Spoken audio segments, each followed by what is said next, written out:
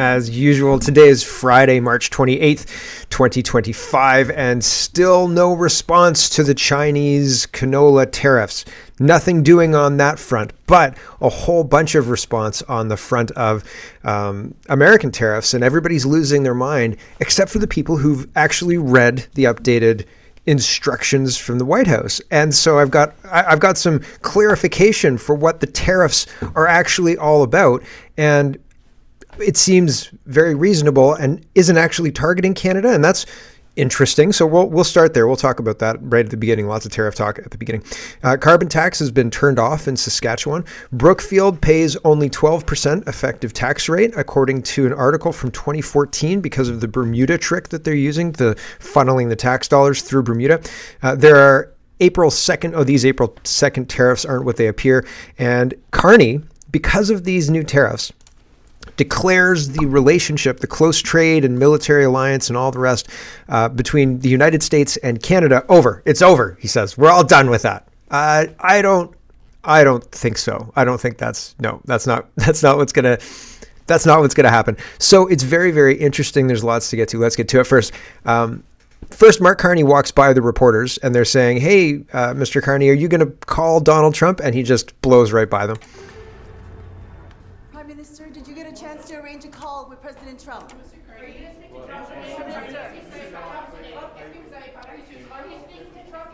Just moments ago. That's it.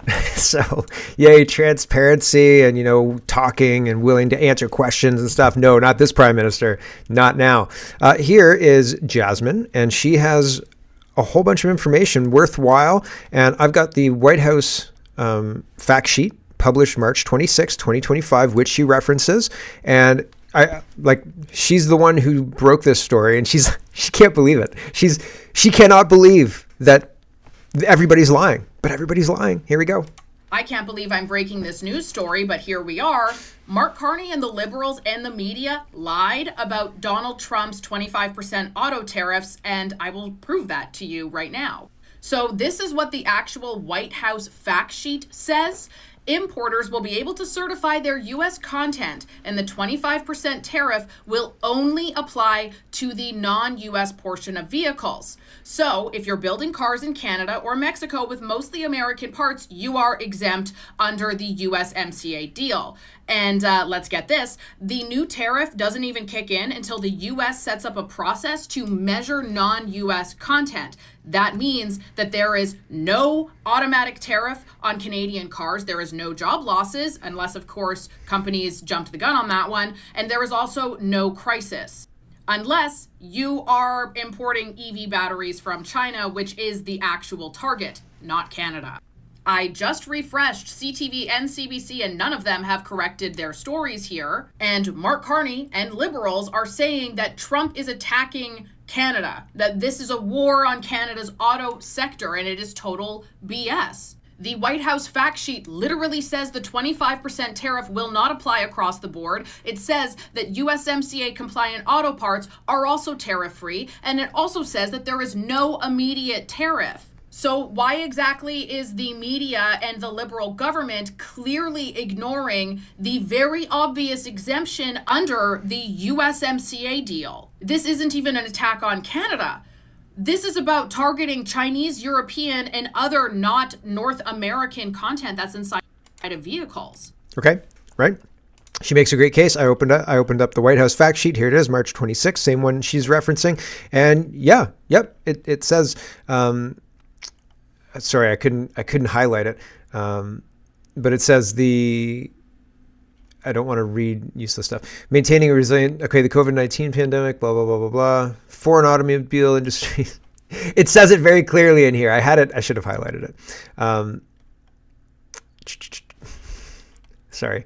The COVID, no, it's up here. President Trump is taking action to protect America's automobile industry, which is vital to national security and has been undermined by excessive imports threatening America's domestic industrial base and supply chains. The 25% tariff will be applied to importing passenger vehicles, sedans, SUVs, crossovers, minivans, cargo vans, and light trucks and cars, as well as key automobile parts, engines, transmissions, powertrains, parts, and electrical components with process and expanded tariffs on additional parts if necessary. Importers of automobiles under the United States-Mexico-Canada agreement will be given the opportunity to certify their U.S. content, and systems will be implemented such that the 25% tariff will only apply to the value of the non-U.S. content. USMCA-compliant automobile parts will remain tariff-free, so no tariffs right now until the Secretary of Commerce, in consultation with U.S. Customs and Border Protection, establishes a process to apply tariffs to their non-U.S. content. Okay, so USMCA is being honored here, it seems, and that's interesting. The president is exercising his authority under Section 232 of the Trade Expansion Act of 1962 to adjust imports to protect our national security. So to me, when you look at this and the actual wording of this, it doesn't look like this is an attack on Canada or the automobile sector, except Doug Ford is taking it that way and saying we're going to respond forcefully. Mark Carney is taking it that way and saying our relationship with the United States is over. And I don't think that that's happening. Like, I don't think that that's necessary at all. I'm going to push this to the end because I want to get to Mark Carney talking about how our relationship with the United States is over. So here is Mark Carney, and this is, I guess he hasn't read the White House paper that we just read. Here we go. The old relationship we had with the United States, based on deepening integration of our economies and tight security and military cooperations, is over. President Trump again imposed unjustified tariffs on our nation in violation of our existing trade agreements. We will respond forcefully. Nothing is off the table to defend our workers and our country. And our response to these latest tariffs is to fight, is to protect, and to build. We will fight the U.S. tariffs with retaliatory trade actions of our own that will have maximum impact in the United States and minimum impacts here in Canada. It's my solemn promise that when President Trump threatens us again, we will fight back. We will fight back with everything we have to get the best deal for Canada. So he's just starting stuff, right? And actually, this fits very well after hearing this. Here is Secretary Kennedy, or not Secretary Kennedy. This is Senator Kennedy, and he's explaining to Mark Carney what he should do and not retaliatory tariffs. Poilievre is also promising retaliatory tariffs. I've got that a little later in the show, but here's what Senator Kennedy says, and I think he's right. I don't think Carney's going to do it because it's not politically expedient for him. For Carney, the only way he wins an election is if he's got a boogeyman, and the boogeyman's going to be Trump.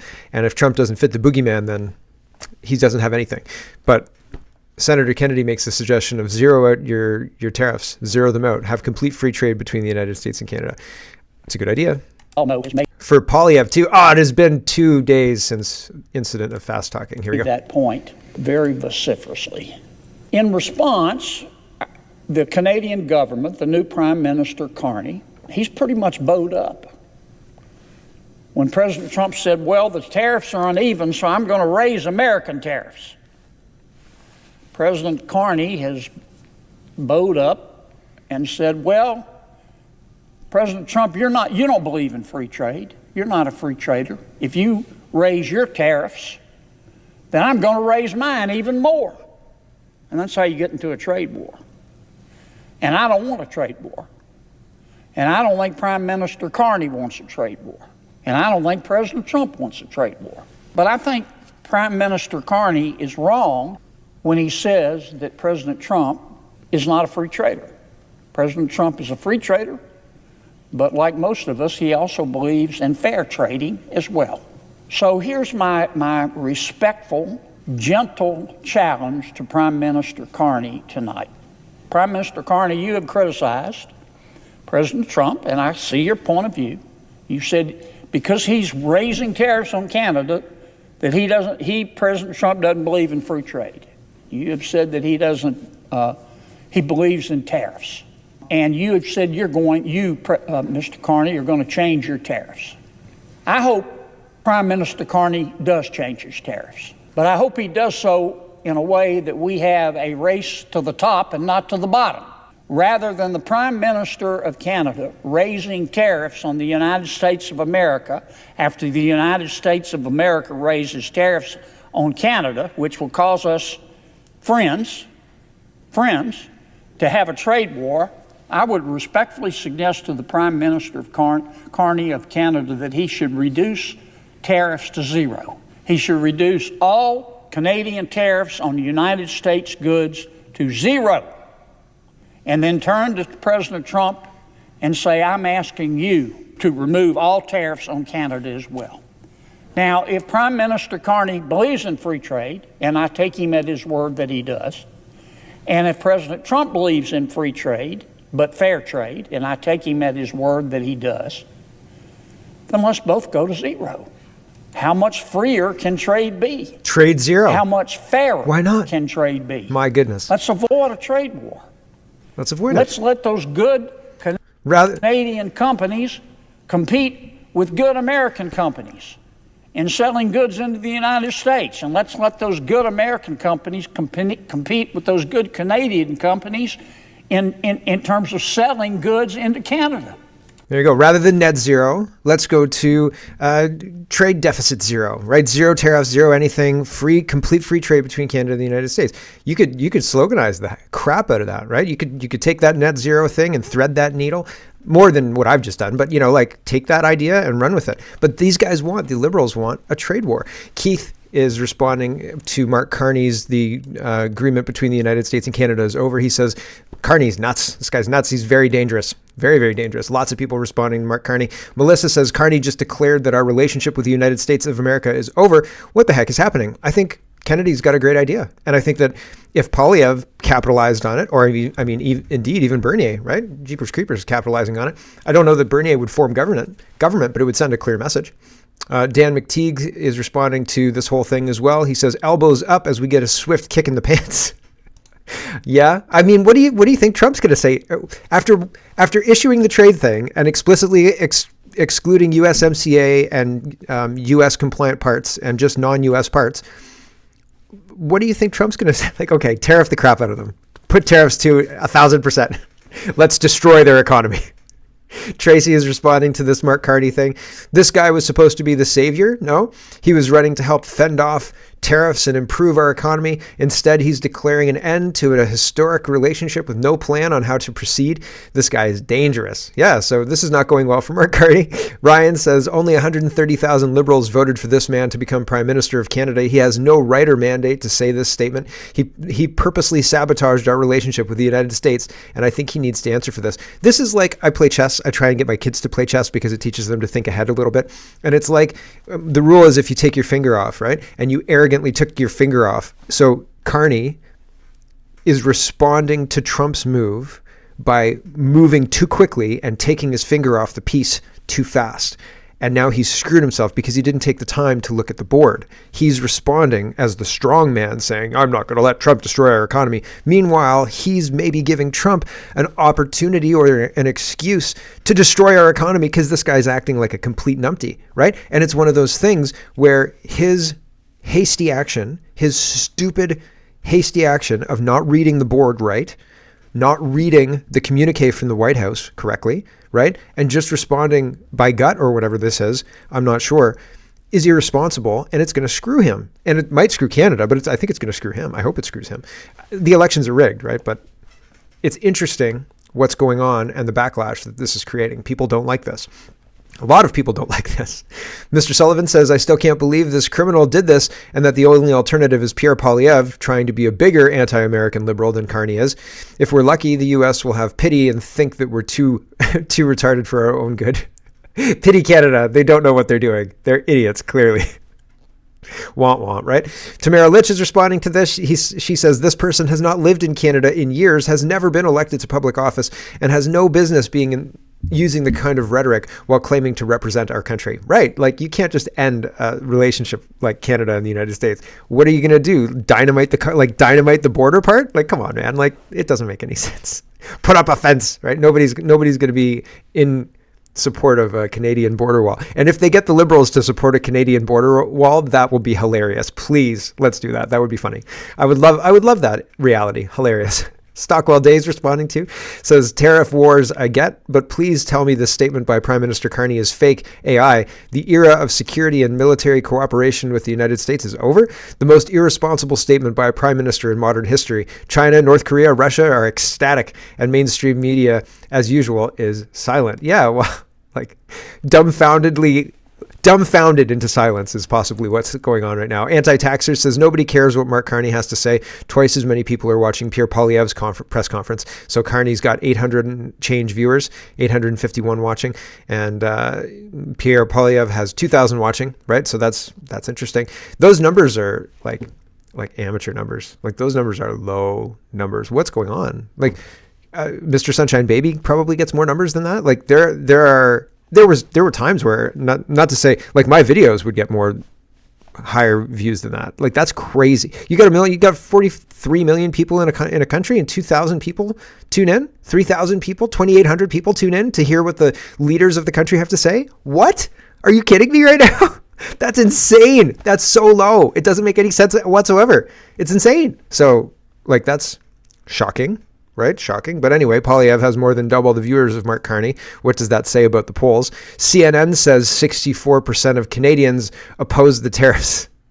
And I just can't believe that anybody takes CNN seriously. So I'm just showing you that this is the kind of stuff. And I mean, of course I oppose tariffs, but I like Kennedy's idea of zero tariffs for everything. Like, okay, Mr. President, we're sorry about the tariffs. They're zero now. And we're real sorry about the fentanyl. We're going to actually close those labs. And we're real sorry about people invading. We're going to, throw them out or whatever. Actually doing something about the things that are bothering the President of the United States would benefit our trade relationship. Not this strong manning and not reading the communiques. June says Canada has chosen globalism and loyalty to the NWO and China over freedom and friendship with America. We are in grave danger, not by Trump, but by our own government. I agree with that. Matt says, anyone remember what happened the last time someone told Trump what he was going to feel? And this is Pierre Poilievre saying these basically the same thing that Carney was saying: unjustified trade, unjustified tariffs, and we're going to respond with counter tariffs. Here's just quick Poilievre, because this is in the tariff trade war stuff.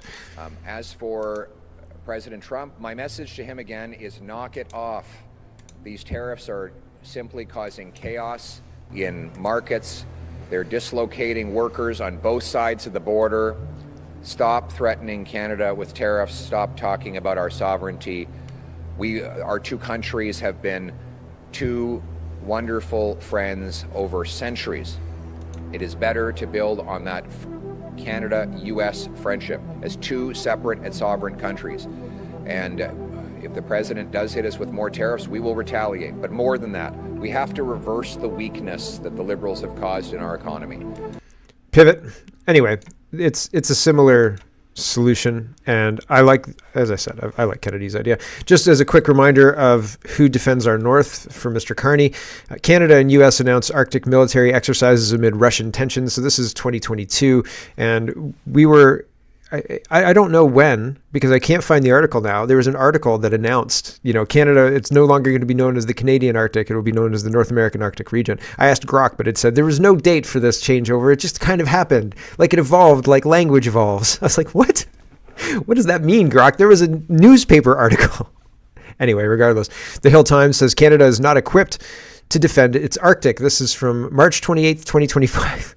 So the relationship that we have with the United States is over, but please continue defending our Arctic in that partnership that we've got. And it lists, this article and this other one as well, list historic partnerships, NORAD, I think North American Aerospace Command, maybe is it NORAD? I think that's the one.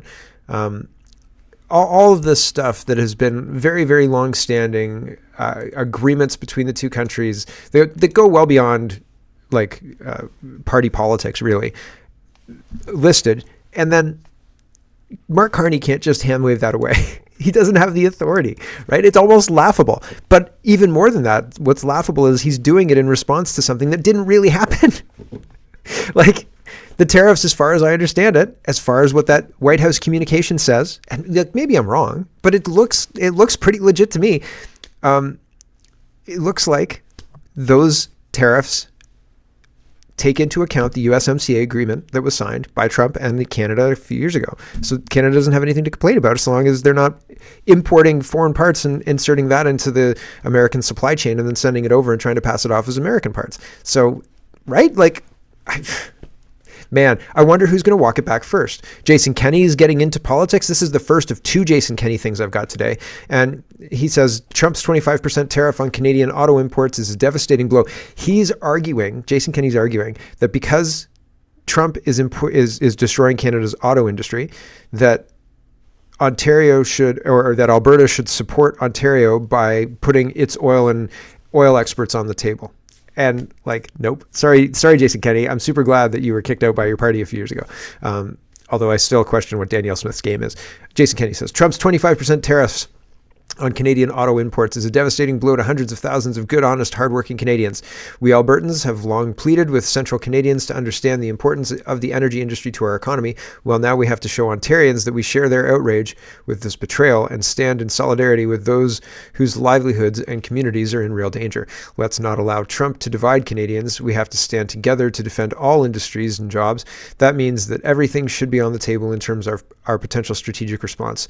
To the Ontarians who are deeply anxious about these attacks, please know that the vast majority of Albertans stand proudly with you and have your backs. And then 222 minutes asks Grok about this statement. And Grok says it's a mixture of genuine concern and political opportunism. So what is he trying to take advantage of? What's he running for? Here's Doug Ford saying retaliatory tariffs and we're going to respond and be strong and blah, blah, blah. But I can assure you one thing.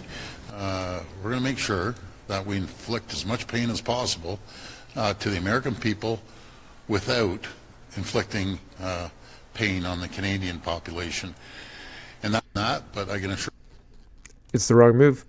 We should just remove all tariffs. Good idea. Cat Turd says, Dear Canada, Trump isn't destroying your country or your economy. 10 years of Justin Trudeau and ludicrous liberal policies did that. Bronson says, Canada lost the production of about 1 million cars under Trudeau. Now everyone's pretending to care about the auto industry. They pissed away $270 million to a Swedish EV battery company that went bust. It's a complete disaster up here. Yeah. Yep. It's a complete and utter disaster up here. It's ridiculous. The food professor says canola, pork, and seafood burn while Ottawa worships the auto sector. So in the backdrop of Trump not really putting these tariffs in and everybody strong-manning against these pretend tariffs that they've made up in their heads, China really did put tariffs in and really has screwed the West and the canola crop. And it was implemented at the worst time, and Ottawa hasn't responded or even really talked about it at all. I haven't heard Pierre Poilievre mention it. I haven't heard Mark Carney mention it. Certainly not saying, we're going to do anything at all in response. I haven't heard anything. Nothing. Food professor says Ottawa is writing billion-dollar checks for cars that might face tariffs, while farmers who are already being hammered by real ones get little more than political window dressing. In the shadow of endless headlines about Donald Trump and the American political circus, another crisis is quietly unfolding on Canadian soil. This one in our fields, barns, and fishing boats. As of March 17, China has imposed crippling tariffs on key Canadian agri-food exports, 100% on grains and canola, 25% on pork, lobster, and seafood. These aren't abstract threats. These are real, immediate penalties on farmers, fisheries, and harvestings, Canada's food producers.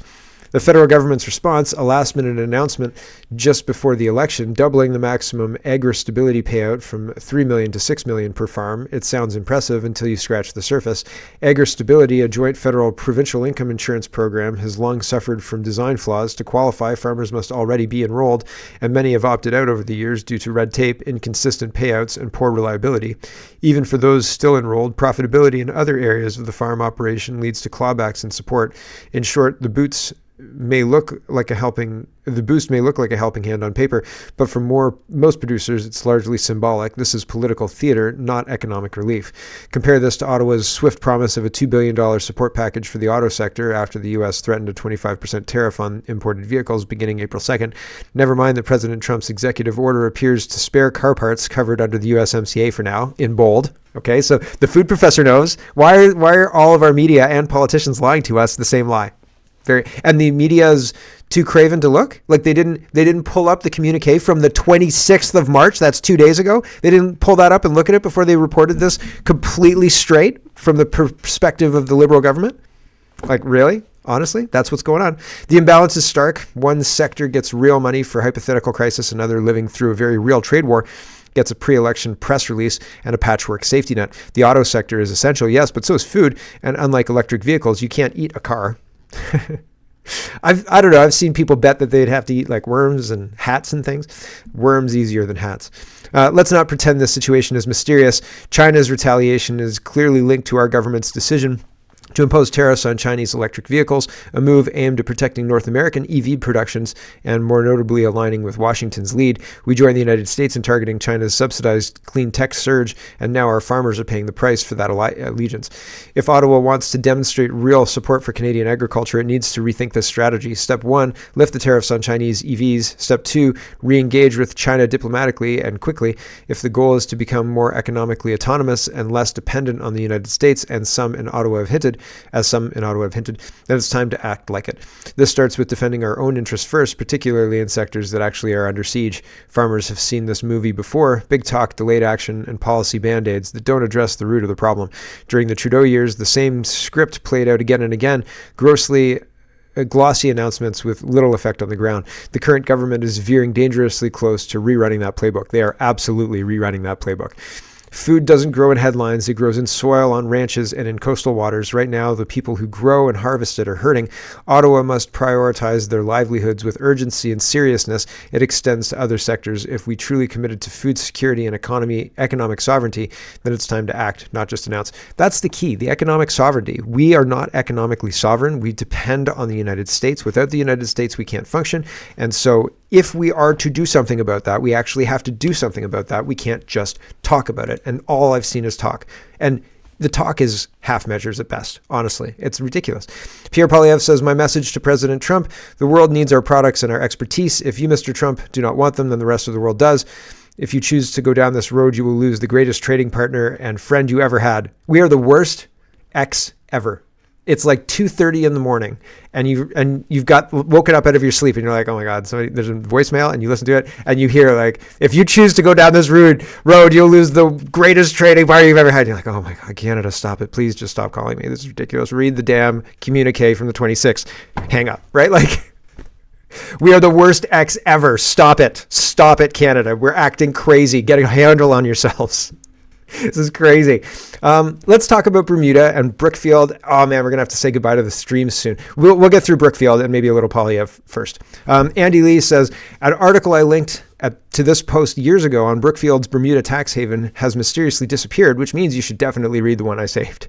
So she says, I run all my best Canadian renewable energy money maker corporate machines receiving taxpayer grants from Liberals through shell companies established in Bermuda so that I don't pay taxes, and you should too, says Andy Lee, right? And so it's got a list of Brookfield's corporations and subsidiaries and how they're going through Bermuda. And it's got a list and the percentage of them and all equity and all the rest of it. And again, I'm not a money guy, so I can't explain it really well, but it's there and you can have a look at it if you're interested. But this article explains things pretty well. It says, this is from February 27th, 2014. And it says, remember the income tax or the income trust? This flow-through corporate structure gained popularity during the early 2000s because it allowed companies to pay little or no tax. Profits were distributed to unit holders who paid any taxes owing on an individual basis. After learning some of Canada's largest public corporations planned to convert into trusts in 2006, the federal government enacted so-called specific investment flow-through, SIFT, rules that annihilated this tax advantage. But Brookfield Asset Management found a way around the rules. Even today, in 2014, it continues to lower its tax bill by fashioning a clever offshore substitute. Ooh. Brookfield manages an extensive portfolio of office buildings, malls, power plants, toll roads, railways, and other commercial properties across 20 countries, worth about $175 billion. Yet it paid just $1.3 billion in cash taxes worldwide over the past decade, or a 12.9% of its pre-tax income. Like, that's a 12.9% tax, right? That's pretty good, right? So fundamentally, that's the meat of it. How are they doing this? They're funneling it through Bermuda. That's how they're doing it. Mark Carney's funneling it through Bermuda. And Andy Lee is responding to Stephen. Stephen says French CBC is reporting on how much Brookfield cash is stashed in Bermuda, and it's got $25 million. $15 million in 21, $10 million in 24. I don't know if that adds up or stacks or anything like that. Maybe it's 10. Maybe it's just 10 million now. Just 10 million. You know that 10 million you've just got under your mattress and stuff, right? For rainy days. Andy Lee says that's great. Did they read the fine print, and will the real reason for the Bermuda tax haven be reported? Quote, the IRS or the CRA may not agree with certain assumptions and conventions that BEP uses in order to comply with applicable U.S. tax and Canadian federal income tax laws. So interesting. They're dodging taxes and enforcement. Wild and crazy, right? Here is a Toronto Star article, and it says Liberal fundraisers held family millions in offshore trust, leaked documents reveal. This was from 2017. Pretty wild stuff, right? Like how deep does this rabbit hole go? Pretty deep. A massive new leak of offshore financial records contains more than 5,000 documents that reveal how 2 generations of Liberal fundraisers amassed $60 million in a tax haven beyond the reach of tax collectors. Wild, right? This is a bit beyond the scope of the podcast, but I mean, it touches Justin Trudeau. Labor Day weekend, 2012, Justin Trudeau was vacationing with his family, right? So it's very interesting and concerning. And when looked at, it's shocking that more people aren't upset and talking about this kind of stuff. The corruption, the tax shelters, the Panama Papers. I think the Panama Papers are the 2017 leak. It's almost 10 years since the Panama Papers and nothing's happened. No arrests. Some people have died. The people who reported on the Panama Papers died. But other than that, nothing happened, right? Pretty interesting stuff. Here's Pierre Poilievre using the how many people here. He used this off the cuff. He liked it and he's using it again. So he's asking the audience, how many people here use Bermuda as a tax haven? Somehow this money gets funneled through a Bermuda tax haven only to come back to Canada. Well, why wouldn't he just leave it in Canada in the first place? If it were going to be taxed in Canada, he wouldn't need to funnel it through Bermuda. I don't know, how many of you funnel your investments through Bermuda before you bring them back to pay taxes? And I think the answer is 0. And so Mr. Carney makes these workers who are struggling to pay their bills pay full taxes in Canada while he ships his investments off to Bermuda to dodge his obligations to this country. Somehow this money... Right? And we pay effective 60% tax, right? We're paying a lot of taxes in Canada. It's not a little bit of tax. It's a lot of tax in Canada, right? So, yowza. I'm sorry, everybody on the stream. We're going to talk... Okay, I'll do a couple Pierre Poilievre things, and then we'll have to say goodbye because we're at the 30-minute mark, and I'm trying to be disciplined. Jordan says... I've been on the road with 3 different conservative leaders over the last 15 years, and I've still never seen anything like this. Over 5,000 in Surrey tonight, and this early in the campaign. Something is happening on the ground, and we haven't seen before in Canadian politics. So there's a lot of people, right? There's a lot of people coming to see Pierre Poilievre, and that's interesting. Dean says the Hamilton rally. So Surrey's got 5,000 people, almost 5,000 people in Hamilton, an incredible event, they say. And that's usually Liberal town, right? Hamilton. Well, I guess is Hamilton Steel Town would be, GTA is known as Liberal voting area. Andrea Horwath, who's the old NDP leader in Ontario, is the mayor of Hamilton right now, but it's a very blue collar town, right? Like there's a lot of steel workers and things like that. So are they going to be more liberal or are they going to be more conservative? I would say conservative. But honestly, getting a big crowd in Hamilton, not always a dead cert, right? And I mean, Canadian people don't show up in Canadian politics for whatever reason. Queen Paula says, I see these rally videos and I can't reconcile them against the current polls. So apparently the Liberals are winning. Surrey Centre, right? 5,000 people showed up in Surrey, BC to see Pierre Poilievre, but his Conservative candidate is 28% and the Liberals are at 58% to win the seat. As of March 27th, the polls are bullshit. Okay, the polls are lying. They're lying liars. So, I mean, jeepers creepers. That's the takeaway from all of this. We are being manipulated by our media. We're being manipulated in order to accept a rigged outcome that they're going to manufacture. And I hope I'm wrong about that, but it seems like that's what we're heading into. And we're going to say goodbye to the stream. So thanks for watching, everybody, and we'll catch you tomorrow. You can get the paid show at CanadaPoly.com for the rest of the show today if you're interested. But for now, we've got to say goodbye. We'll see you tomorrow. Hello, everyone. Thanks very much for watching. This is just a short version of a longer show. If you'd like to get the whole show, you can go over to CanadaPoly.com and sign up for a subscription. Just look in the drop-down tab for Shop and Donate and look for subscriptions, and you'll get immediate access to the full show. Love to see you. Thanks for watching, everybody. Have a wonderful, wonderful day.